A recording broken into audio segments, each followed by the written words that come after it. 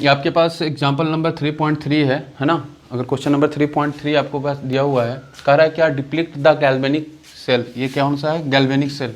Galvanic cell का काम क्या होता है, केमिकल रिएक्शन को इलेक्ट्रिकल एनर्जी में कन्वर्ट करना।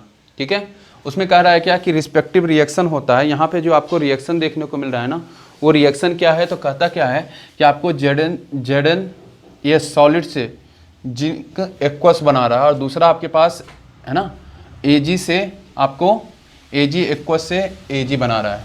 ठीक है, तो पहला चीज़ तो ये करना पड़ेगा। उसके बाद पूछ रहा है which electrode is a negative charge. कौन सा इलेक्ट्रोड होगा जो नेगेटिवली चार्ज होगा, पहला क्वेश्चन कह रहा है। दूसरा क्या कह रहा है, the carriers of the current in the cell, है ना, कहाँ से कहाँ एक्चुअल में कह रहा है कि करंट फ्लो करेगा। उसके बाद क्या कर रहा है, individual reaction each of the electrodes, है ना, दोनों इलेक्ट्रोड्स पे इंडिविजुअल रिएक्शन क्या होगा ये पूछ रहा है। ठीक है, तो पहला काम हमारा क्या होगा, तो पहला काम हमारे पास सिंपली बताना है कि किस पे निगेटिवली चार्ज होगा, किस पे पॉजिटिवली चार्ज होगा। तो देखो एनोड, बात करें एनोड का, तो एनोड का पहचान कैसे होता है, ऑक्सीडेशन जिस आपके पास इलेक्ट्रोड पे हो ना, तो उसको हम एनोड बोलते हैं।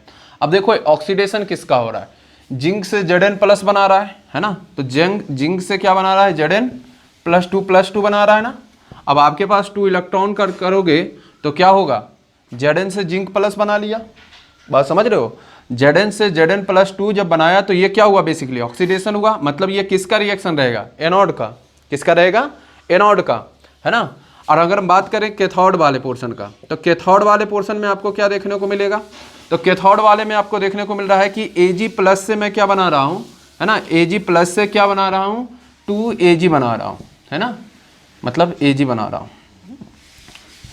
समझ रहे हो, सॉलिड फॉर्म में। और ये क्या है, एक्वस फॉर्म में। ये भी आपको क्या है, एक्वस फॉर्म में। तो यहाँ पर क्या करना पड़ेगा, इलेक्ट्रॉन को लेना पड़ेगा, है ना। अगर इस रिएक्शन को देखोगे तो क्या इलेक्ट्रॉन कैंसिल आउट हो रहा है, नहीं, तो उसके लिए क्या करना पड़ेगा, बैलेंस करना पड़ेगा। 2 से मल्टीप्लाई, तो 2 इधर भी मल्टीप्लाई, 2 भी इधर भी मल्टीप्लाई करना पड़ेगा, है ना। यही उसके बाद ये फाइनल रिएक्शन होगा। जब दोनों को एडिशन करोगे तो ये फाइनल रिएक्शन मिल जाएगा। ठीक है, तो आप देखो पहला तो क्वेश्चन कह रहा है ना कि कौन सा पोल पे आपको निगेटिवली चार्ज होगा, कौन सा इलेक्ट्रोड होगा, है ना, कौन सा इलेक्ट्रोड होगा जिसपे निगेटिवली चार्ज होगा।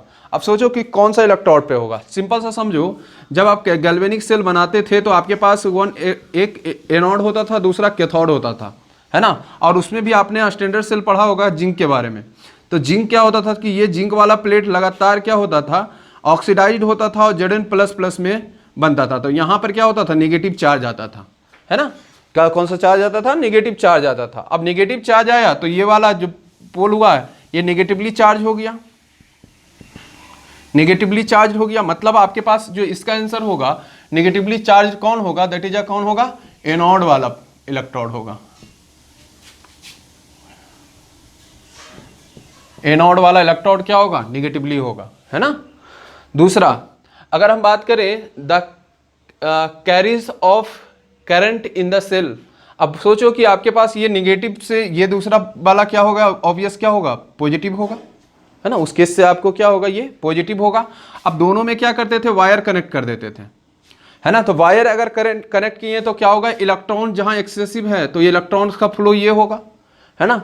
इलेक्ट्रॉन्स का फ्लो आपको एनोड से कैथोड की तरफ इलेक्ट्रॉन का फ्लो हो गया, एनोड से कैथोड की तरफ किसका फ्लो हुआ, बेसिकली इलेक्ट्रॉन का फ्लो हुआ, है ना। दूसरा आपके पास कहता है क्या कि अगर हम कैथोड से एनोड की बात करें तो किसका फ्लो होगा।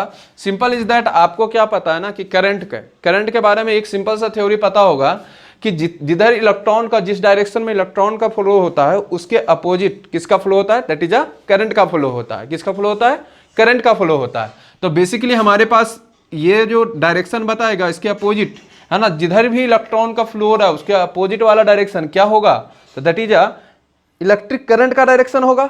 मतलब आपके पास ये क्या है, दैट इज अ कैथोड है ना, और ये क्या है, एनोड है।